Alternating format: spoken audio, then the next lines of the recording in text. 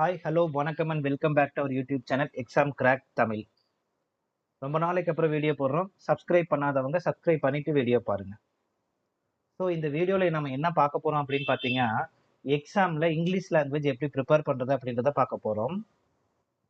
Previously last 3-4 இயர்ஸா சிஜிஎல்இ, CHSL, எம்டிஎஸ்ல எவ்வளோ vacancies announce பண்ணியிருக்காங்க அப்படின்ற ஒரு அனலைசிஸ் பார்த்துட்டு, அதுக்கப்புறமா இங்கிலீஷ் லாங்குவேஜ்ல topic wise previous year questions எந்தெந்த மாதிரி கேட்டிருக்காங்க அப்படின்றத நம்ம பார்ப்போம். அதுக்கு அடுத்தது வெக்காபுலரி, கிராமர், ரீடிங் காம்ப்ரிஹென்ஷன்ஸ் 3 செக்ஷன்லயுமே ரொம்ப இம்பார்ட்டன்ட் டாபிக்ஸ் எது நமக்கு எக்ஸாம்க்கு ரொம்ப இம்பார்ட்டன்ட் அப்படின்றத நம்ம பார்ப்போம். ஓகேங்களா? அதுக்கப்புறமா எக்ஸாம் ஹால்ல நம்ம எப்படி அப்ரோச் பண்றது, இங்கிலீஷ் லாங்குவேஜை இந்த மாதிரி அப்ரோச் பண்ணா நம்ம கொஞ்சம் ஈஸியா இருக்குன்ற ஒரு மெத்தடாலஜி, ஒரு சஜஷன்ஸ் உங்களுக்கு நான் தரப்போறேன். ஓகேங்களா? வாங்க வீடியோக்குள்ள போலாம். இங்கிலீஷ் லாங்குவேஜ் ப்ரிப்பரேஷன் இல்ல, எந்த லாங்குவேஜ் ப்ரிப்பரேஷன் பண்ண, எந்த லாங்குவேஜ்ன்றதை விட எந்த செக்ஷன் ப்ரிப்பேர் பண்றதா இருந்தாலும் எந்த டாபிக்கையும் நெக்லெக்ட் பண்ணாதீங்க. ஏன்னா உங்க ஸ்லாட்டுக்கு நீங்க எதெல்லாம் நெக்லெக்ட் பண்ணீங்களோ அதுல இருந்தே உங்களுக்கு கொஸ்டின்ஸ் கேட்கறதுக்கான வாய்ப்புகள் அதிகமா இருக்குது. அதுக்கப்புறமா இந்தந்த டாபிக் தான் ப்ரிப்பேர் பண்ணுவேன் அப்படின்னு சொல்லிட்டு செலக்டிவ் ப்ரிப்பரேஷன் மைண்ட் செட்ல ஸ்டார்டிங்லேயே இருக்காதீங்க. ஏன் நான் சொல்றேன் அப்படின்னா, சில நேரத்துல மெயின்ஸ் எழுதி, அதாவது டயர் 2 எழுதி போகும்போது அந்த 1 மார்க் 2 மார்க் அந்த செலக்டிவ் ப்ரிப்பரேஷனாலேயே நம்மளால போஸ்டிங் வாங்க முடியாத சுச்சுவேஷனுக்கு போயிடும். ஓகேங்களா? நெக்ஸ்ட், எல்லா டாபிக்லயும் நமக்கு ஓரளவுக்கு ஐடியாலஜி நாலேஜ் நமக்கு வேணும். ஓகேங்களா?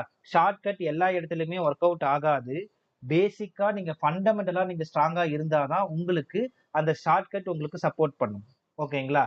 சோ இப்ப சிஜிஎல், சிஹெச்எஸ்எல், எம்டிஎஸ்ல லாஸ்ட் ஒரு 5 இயர்ஸ்ல எவ்வளவு வேகன்சிஸ் வந்திருக்குன்றதை இப்ப நம்ம பார்ப்போம். எஸ்எஸ்சி சிஜிஎல்ல பாத்தீங்கன்னா ஃபர்ஸ்ட் 7,600 வேகன்சிஸ் வந்து அப்புறம் 37,409 வேகன்சிஸ் இருக்குது. அதுக்கப்புறம் மறுபடியும் ஒரு 7,800 வேகன்சிஸ் வந்துச்சு. 2024ல 17,000 சம்திங் வேகன்சிஸ் வந்து 2025ல 14,000 வேகன்சிஸ், 2026ல இப்ப அனௌன்ஸ் பண்ணிருக்கிறது பாத்தீங்கன்னா 12,256 வேகன்சிஸ் வந்திருக்கு. சிஹெச்எஸ்எல்ல பாத்தீங்கன்னா முதல்ல 6,000 வேகன்சிஸ் இருந்துச்சு. அதுக்கப்புறம் 3,200 வேகன்சிஸ், அதுக்கு அடுத்து 1,700 வேகன்சி, 3,954 வேகன்சி, அதுக்கப்புறம் 3,131 வேகன்சிஸ்.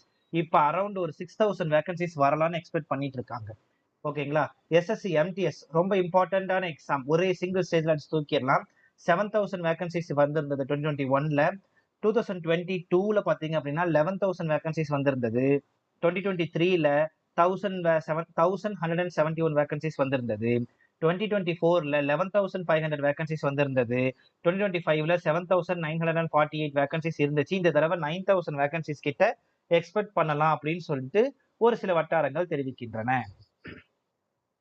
இப்ப எஸ்எஸ்சி எக்ஸாம்ல இங்கிலீஷ் லாங்குவேஜ் அந்த செக்ஷன்ல ப்ரீவியஸ் இயர்ல எப்படி கொஸ்டின்ஸ் கேட்டிருக்காங்க அப்படின்றத லாஸ்ட் 5 இயர்ஸ் அனலைசிஸ் வச்சு இப்ப நம்ம பார்க்கலாம். சினோனிம்ஸ் ஆண்டனிம்ஸ் பாத்தீங்க அப்படின்னா லாஸ்ட் 3 இயர்ஸ்ல 2024ல பாத்தீங்கன்னா 5 கொஸ்டின்ஸ் வரைக்கும் கேட்டிருக்காங்க. 25ல பாத்தீங்கன்னா 2 கொஸ்டின்ல இருந்து 6 கொஸ்டின் வரைக்கும் கேட்டிருக்காங்க. 2026ல 1 கொஸ்டின்ல இருந்து 2 கொஸ்டின் வரைக்கும் கேட்டிருக்காங்க. ஓகேங்களா? ஆண்டனிம்ஸ்ல பாத்தீங்கன்னா 5 கொஸ்டின்ஸ் வரைக்கும் கேட்டிருக்காங்க. ரெண்டாவது தடவையுமே 2025லயுமே 5 கொஸ்டின்ஸ் கேட்டிருக்காங்க. ஆஸ் ஆஃப் நவ் 1 கொஸ்டின்ஸ் கேட்டிருக்காங்க. இடியம்ஸ் அண்ட் ஃப்ரேசஸ்ல 2 கொஸ்டின் வரைக்கும் கேட்டிருக்காங்க. சோ 2 to 3 கொஸ்டின் வரைக்கும் வரலாம். ஒன் வேர்ட் சப்ஸ்டியூட்ல 5 கொஸ்டின் வரைக்கும் மேக்ஸிமம் கேட்டிருக்காங்க. ஆனா மினிமம் 2ல இருந்து 4 கொஸ்டின் வரைக்கும் வந்துருது. ஸ்பெல்லிங் செக்ல 2 கொஸ்டின்ல இருந்து 3 கொஸ்டின் வரைக்கும் வந்துருது. ஃபில் இன் தி பிளாங்க்ஸ்ல பாத்தீங்க அப்படின்னா 3 கொஸ்டின் வரைக்கும் கம்பல்சரி கேட்டிருக்காங்க. ஹோமோனிம் புதுசா இப்ப 2026ல கேட்க ஆரம்பிச்சிருக்காங்க. ரீடிங் காம்ப்ரிஹென்ஷன்ல 5 கொஸ்டின்ஸ் வரைக்கும் கேட்டிருக்காங்க. எரர் ஐடென்டிஃபிகேஷன்ல பாத்தீங்கன்னா 2 கொஸ்டின்ஸ் கம்பல்சரி கேட்டுட்டு இருக்காங்க. பெஸ்ட் ரீப்ளேஸ்மெண்ட்ல 2ல இருந்து 4 கொஸ்டின் வரைக்கும் கேட்டிருக்காங்க. பேராஃபார்மிங் கொஸ்டின்ஸ்ல 2ல இருந்து 4 கொஸ்டின் வரைக்கும் கேட்டிருக்காங்க. சென்டென்ஸ் ரீஆர்டரிங்ல 4 கொஸ்டின்ஸ் வரைக்கும் கேட்டிருக்காங்க. இது வரைக்கும் இன்னும் கேட்கல, இனிமே கேட்க ஆரம்பிச்சிருவாங்க. க்ளோஸ் பேசேஜ்ல பாத்தீங்க அப்படின்னா 5 கொஸ்டின்ஸ் வரைக்கும் கம்பல்சரி கேட்கறாங்க. ஆக்டிவ் வாய்ஸ், பாசிவ் வாய்ஸ்ல 2 கொஸ்டின்ஸ் கேட்கறாங்க. டைரக்ட் இன்டைரக்ட் ஸ்பீச்ல 3 கொஸ்டின் வரைக்கும் கேட்டிருக்காங்க.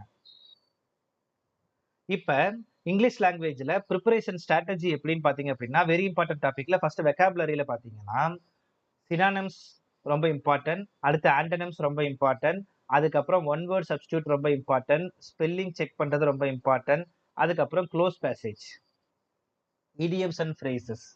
ஓகேங்களா? ஸோ இது வந்து வெக்காபுலரில ரொம்ப இம்பார்ட்டன்டான டாபிக்ஸ். இத ஃபர்ஸ்ட் நீங்க படிக்கணும்.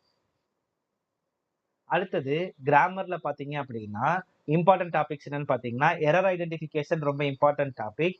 அதுக்கப்புறம் replacement, word replacement, best replacement என்னன்னு சொல்லிட்டு நம்ம பாக்குறது. Next fill in the blanks. இது 3 ரொம்ப இம்பார்ட்டன்ட். இருந்தாலும் பேராஜம்பிள்ட நீங்க விடக்கூடாது. அதுக்கப்புறமா ஆக்டிவ் வாய்ஸ், பாசிவ் வாய்ஸ் நீங்க விடக்கூடாது. கம்பல்சரி ப்ரிப்பேர் பண்ணணும். டைரக்ட், இன்டைரக்ட் ஸ்பீச் இந்த 3 கிராமரும் ரொம்ப இம்பார்ட்டன்ட் பாயிண்ட். மார்க் உங்களுக்கு அதிகமா அதுக்கு தருவாங்க. ரீடிங் காம்ப்ரிஹென்ஷன்ஸ் பாத்தீங்க அப்படின்னா 2025 2026 வரைக்கும் இருக்கக்கூடிய கொஸ்டின்ஸ் 2024 கூட நீங்க இன்க்ளூட் பண்ணிக்கலாம். அதுல இருக்கிற ரீடிங் காம்ப்ரிஹென்ஷன்ஸ் நீங்க பாத்தீங்கன்னாவே உங்களுக்கு ஓரளவுக்கு ஐடியா கிடைச்சிரும். அதுக்கப்புறம் சின்ன பேசேஜ் தான் இருக்கும். ஈஸியா ஸ்கோர் பண்ற லெவல்ல தான் இருக்கும். ஓகேங்களா? நெக்ஸ்ட் பாத்தீங்க அப்படின்னா இங்கிலீஷ் லாங்குவேஜ் ப்ரிப்பரேஷன் ஸ்ட்ராட்டஜின்றது எப்படி சொல்ல வரேன்னா எக்ஸாம் ஹால்ல எப்படி நீங்க அப்ரோச் பண்ணுவீங்க. மொத்தமா 15 நிமிஷம் உங்களுக்கு நீங்க இதை அலோகேட் பண்ணிக்கங்க. ஓகேங்களா? எப்பயுமே first vocabulary based questions like synonyms, antonyms, one word substitute, spelling, idioms இந்த மாதிரி கொஸ்டின்ஸை நீங்க ஃபர்ஸ்ட் அட்டன் பண்ணீங்கன்னா உங்களுக்கு ஒரு கான்ஃபிடென்ட் கிடைக்கும். ஸோ முதல்ல வெக்காபுலரி பேஸ்டு கொஸ்டின்ஸை நீங்க அட்டன் பண்ணுங்க. அதுக்கப்புறமா கிராமருக்கு வாங்க. கிராமர்ல error identification, best replacement, active voice and passive voice, direct and indirect speech இது சம்பந்தப்பட்ட கிராமர்ஸை நீங்க படிங்க. ஓகேங்களா? அதுக்கப்புறமா fill in the blanks questions எல்லாமே கிராமர் அட்டன் பண்ணதுக்கு அப்புறமா நீங்க இதை யோசிச்சீங்கன்னா உங்களுக்கு கொஞ்சம் ஈஸியா இருக்கும். அதுக்கப்புறமா பேரா ஜம்பிள்டு, பேரா ஃபார்மிங் கொஸ்டின்ஸ், வேற ஏதாவது அந்த மாதிரி கொஸ்டின்ஸ் இருந்துச்சு, இந்த மாதிரி பேராகிராஃப் பேஸ்டு கொஸ்டின்ஸ் இருந்துச்சுன்னா கடைசியா நீங்க அட்டன் பண்ணுங்க. பட் அட்டன் பண்ணுங்க, ஏன்னா பேரா ஜம்பிள்டு கொஸ்டின்ஸ் பல்கா நமக்கு ஆன்சர் மார்க் உங்களுக்கு கொண்டு வரும். ஓகேங்களா? ஸோ ஸோ இதுதான் இங்கிலீஷ் லாங்குவேஜ் எப்படி ப்ரிப்பேர் பண்றது அப்படின்றதுக்கான ஒரு வீடியோ. ஸோ இதுக்கு அடுத்து ஓவராலா பேங்கிங், எஸ்எஸ்சி இது சம்பந்தப்பட்ட ப்ரிப்பரேஷன் ஸ்ட்ராட்டஜி வீடியோஸ் இதோட கம்ப்ளீட் ஆகுது. இதுக்கு மேல டாபிக் வைஸ் ப்ரிப்பரேஷன், அதுக்கப்புறம் எப்படி ஈஸியா கிராக் பண்றது, எக்ஸாம் எப்படி ஃபில் பண்றது, ஸ்டார்டிங்ல இருந்து எப்படி கொண்டு வரதுன்றத இப்போ நீங்க யூடியூப்ல புதுசா வந்திருக்கிற பிகினர்ஸா இருந்தீங்கன்னா இந்த வீடியோவை நீங்க ஃபாலோ பண்ணீங்கன்னா உங்களுக்கு கொஞ்சம் ஈஸியா இருக்கும். ஓகேங்களா? ஸோ தேங்க்யூ ஃபார் வாட்சிங். அடுத்த வீடியோ வரும் வரை உங்களிடமிருந்து விடைபெறுவது உங்கள் எக்ஸாம் கிராக் தமிழ். தேங்க்யூப்பா.